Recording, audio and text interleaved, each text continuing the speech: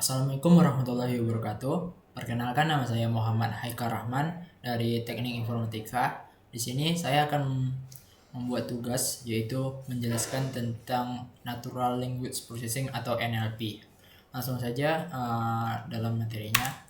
Yang pertama, apa itu NLP? NLP itu adalah suatu program bahas Natural Language Processing yang menghubungkan linguistik komputasional dengan AI untuk menciptakan sistem yang dapat memahami dan menghasilkan bahasa yang baru. Singkatnya, NLP ini yaitu AI yang mencangkup pada kalimat atau kata-kata atau huruf. Nah, apa yang ada tugas-tugas NLP ini? Nah, NLP ini bisa analisis sentimen, contohnya di tweet, apakah tweet ini di komentar tweet ini apakah melihat ada berapa banyak negatifnya, positifnya, dan netralnya. Ini menguntungkan untuk konten kreator atau analisis data yang dimana kita bisa melihat bahwa seseorang itu positif, negatif, atau netral. Nah, yang ketugas NLP ini bisa membuat translate bahasa dari bahasa Inggris ke Indonesia, Indonesia ke bahasa daerah, ataupun Inggris dan Indonesia, ataupun Inggris dan daerah, bahasa daerah. Semua bisa diolah dengan natural language processing. Nah, yang ketiga yaitu meringkas teks, di mana NLP ini bisa ada sebuah teks yang panjang tetapi suatu user tidak tahu apa yang mengisikannya. Nah, NLP ini bisa meringkas teks tersebut supaya teks ini lebih dikit atau mudah dipahami. Yang keempat yaitu NLP ini bisa menjawab pertanyaan yang kita tanyakan kepada modelnya, seperti apakah siapa presiden Indonesia sekarang, maka NLP ini akan menjawab presiden Indonesia sekarang. Tetapi syaratnya di ini kita harus memasukkan data RAG, yaitu memasukkan data yang memberitahu NLP itu jawabannya tersendiri, tapi tidak langsung presiden Indonesia Prabowo, tetapi mengumpulkan semua data dalam kalimat dan dimasukkan kepada model NLP tersebut. Nah, yang terakhir bisa ya. Nah, yang kelima ini yaitu chatbot. NLP ini bisa menjawab atau memberikan pertanyaan seperti menjawab pertanyaan, tetapi ini sebagai teks, apapun kita bertanya bisa dia jawabnya. Nah, lanjut materi kedua yaitu processing text. Di sini processing text ada 5 poin, yaitu lower casing, remove punctuation, tokenize, sama remove stop word dan stemming. Nah, lower casing itu apa sih? Yaitu mengubah semua huruf menjadi huruf kecil dan menghilangkan karakter khusus, angka, dan simbol yang tidak relevan. Contohnya, add ChatGPT 193 is awesome dan tanda seru. Nah, outputnya apakah apa yang akan dihilangkan? Yaitu semua kata yang dalam inputan tadi akan mengubah menjadi kecil, dan teks-teks seperti underscore akan menghilang dan tanda seru akan menghilang. Tetapi kalau angka sepertinya tidak, tapi ini ada kesalahan. Nah, yang selanjutnya remove punctuation, yaitu menghapus tanda baca seperti koma, titik, dan tanda baru. Dan selanjutnya tokenize. Nah, sini yaitu memecahkan teks dari unit-unit kecil, juga disebut token atau kata atau karakter. Ini tidak hanya kalimat aja, bisa memisahkan antara huruf. Nah, tekniknya tokenisasi berdasarkan kata atau karakter. Yang keempat yaitu remove stop word, yaitu menghapus kata-kata umum yang tidak memiliki makna signifikan. Contohnya, I love you natural language processing. I itu menurutnya tidak terlalu penting karena uh, tidak terpatok pada saya, dan the itu tidak terlalu penting untuk bahasa Inggris. Nah, yang terakhir yaitu stemming. Stemming yaitu menghilangkan akhiran kata yang untuk mendapatkan bentuk dasar. Contohnya playing, player, played, player. Outputnya adalah play, bermain, bermain. Di Indonesia kan, dan banyak lagi. Nah, contoh codingan langsung aja. Presidency text. Apa itu presidency text? Yaitu mengelola teks apa yang akan dijadi. Yang ada 3 model, yaitu model metode back of the word, yaitu merupakan teknik pemrosesan bahasa alami yang mampu untuk memodelan teks instruksi fitur secara numerik, secara sederhana dan fleksibel. Mengabaikan tata bahasa dan urutan data dengan memanfaatkan convergence dari skitlearn, kita dapat membuat back of the word dengan mudah. Nah, BOW ini caranya yaitu ada 3 review di dalam restoran. Yang pertama, review pertama, makanan di sini gurih dan enak. Yang kedua, makanan di sini biasa saja. Yang ketiga, makanan di sini hambar dan tidak enak. Maka dibuatlah tabel berapakah yang muncul pada yang ada pada review tersebut. Jika ada katanya, maka kita tulis 1. Jika tidak ada, kita tulis 0. Dan hasilnya pada review 1 yaitu 111 000 dan selanjutnya. Model ketiga yaitu ETF IDF, yaitu mengatasi keterbatasan bau tadi dengan memberikan bobot pada kata-kata berdasarkan kepentingannya dalam sebuah dokumen relatif terhadap seluruh kemampuan dokumen. Ini membantu kita mengidentifikasi kata-kata yang tidak hanya sering muncul dalam sebuah dokumen, tetapi juga unik dan informasi untuk dokumen tersebut dalam konteks seluruh korpus. Contohnya, ini rumusnya, yaitu TF-TAD sama dengan NTID per total semua angka pada dokumen, semua huruf pada dokumen. TF itu yaitu frekuensi kemunculan kata pada sebuah dokumen. Ya, contohnya review 1 yang tadi yaitu makanan di sini gurih dan enak. Korpusnya makanan di sini gurih dan enak. Panjang kalimat itu adalah 5, dan sehingga akan mendapatkan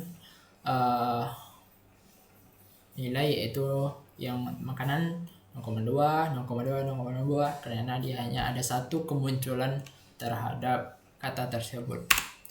Nah, ini kita memiliki tabel dari review 1, review 2, review 3 dan berapa nilai semuanya. Nah, yang ketiga, metode menanamkan kata word phrase, yaitu teknik word ending populer yang membatasi kata-kata sebagai vektor padat memposisikannya dalam ruang interdeterminasi. Hal ini memungkinkan kata-kata dengan makna berupa untuk lebih dekat dengan ruang vektor, sehingga model dapat menangkapkan hubungan semiotis. Contohnya seperti ini. Yang ada 2 metode, yaitu CBOW dan skipgram. Yang pertama, CBOW, yaitu menginput semua kata dan akan diproses dan akan hasil. Sedangkan skipgram itu inputnya cuma 1, prosesnya dan outputnya banyak. Itulah memanfaatkan kata-kata ya CBO itu continue back of the word, itu memanfaatkan kata-kata di sekeliling konteks untuk memprediksi kata target. Contohnya kata-kata konteks, outputnya kata target. Contoh dari kalimat outputnya kata target. Contohnya dari kalimat saya suka belajar, model yang akan menggunakan kata saya dan belajar untuk mendiksikan kata suka. Sedangkan skip game itu adalah kebalikan dari. Contohnya dari kalimat saya suka belajar, model akan menggunakan kata suka untuk memproduksi saya dan belajar itu. Modeling ini menguji model pada NLP, dan ada 3 model, yaitu never bias, yaitu algoritma pembelajaran mesin berbasis probabilitas dan menggunakan teorema bias. Algoritma ini menunjukkan bahwa semua fitur kata dalam teks bersifat independen satu sama lain, sehingga disebut naive. Cocok untuk klasifikasi teks seperti database email spam, analisis sentimen, atau pengolahan dokumen lainnya. Prosesnya menghitung probabilitas setiap kata untuk setiap kelas, positif, negatif, spam, tidak spam, dan lain-lain. Prediksi kelas teks berdasarkan produk probabilitas kata. Contohnya email, selamat Anda mengucapkan hadiah besar, yaitu spam. Algoritmanya spam, selamat, spam, pengenalan spam. Probabilitas bukan spam dihitung serupa dan kelas dengan probabilitas tertinggi terpilih. Kelebihan dari never bias ini yaitu sederhana, cepat, bekerja baik pada teks yang besar, cocok untuk data dan banyak fitur katanya. Yang kedua, modeling penjelasan Decius Tree adalah algoritma berbasis pohon memutuskan berbagai dataset menjadi subset berdasarkan fitur tertentu. Model ini membangun pohon yang terdiri dari simpul keputusan, decision node, cabang, dan simpul daun. Cara kerjanya yaitu memulai dari akar pohon, pilihan fitur paling efektif menimbulkan data menggunakan matriks seperti unique index atau attribute bagian dataset berdasarkan nilai fitur tersebut. Ulangi proses ini sehingga mencapai simpul daun atau memenuhi kriteria penghentiannya. Kelebihannya mudah memahami, diinterpretasikan, tidak membutuhkan banyak processing data, dapat menggunakan data konstruksi dan kontinu. Yang terakhir yaitu dengan model supervector machine, yaitu penjelasannya algoritma klasifikasi yang menjelaskan dengan mencari hyperlink terbaik untuk memisahkan data ke dalam kelas-kelas berbeda dalam NLP.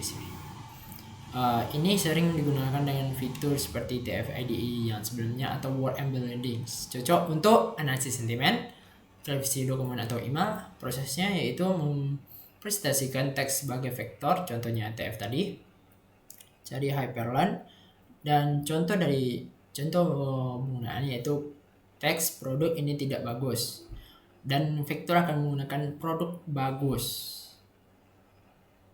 Produk ini sangat bagus, dan vektor sepertinya akan mengklarifikasi yaitu produk dan bagus. Model menentukan apakah vektor termasuk dalam positif atau negatif. Kelebihannya model ini baik untuk dataset kecil dengan fitur besar, dapat menggunakan kanan atau kenangan hubungan non-linear. Nah, contoh keringan dari NLP yang diberikan yaitu di sini menginstal Pandas dan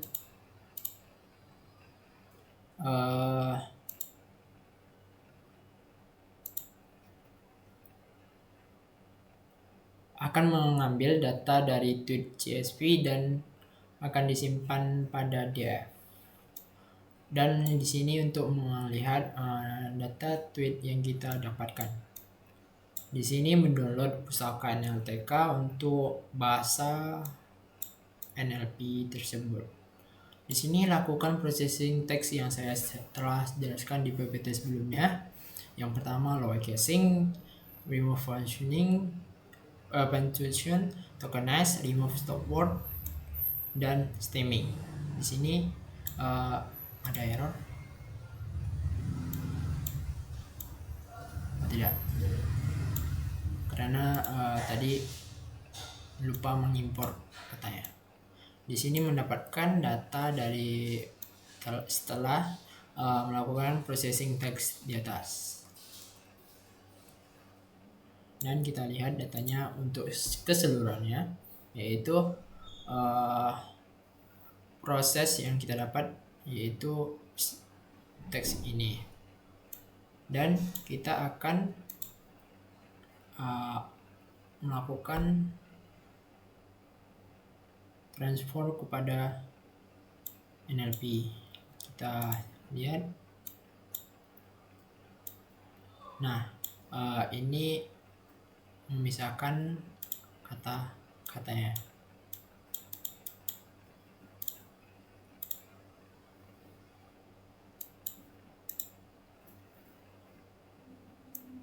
Di sini kita melihat akurasi dari pengolahan model kita yang mendapatkan 0,876 untuk model yang telah kita proses dari tadi.